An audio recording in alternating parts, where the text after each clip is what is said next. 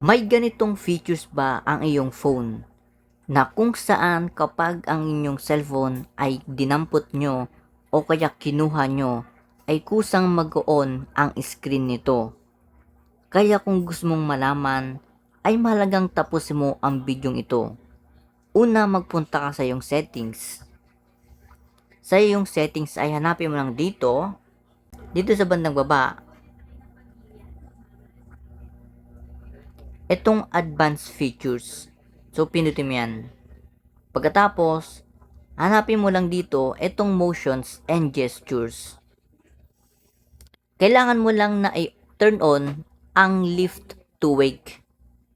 Ayan. Nang sa ganun, sa tuwing dadamputin mo o kaya hahawakan mo ang iyong phone, ay kusa nang magbubukas ang iyong phone screen. Ganun lang kadali.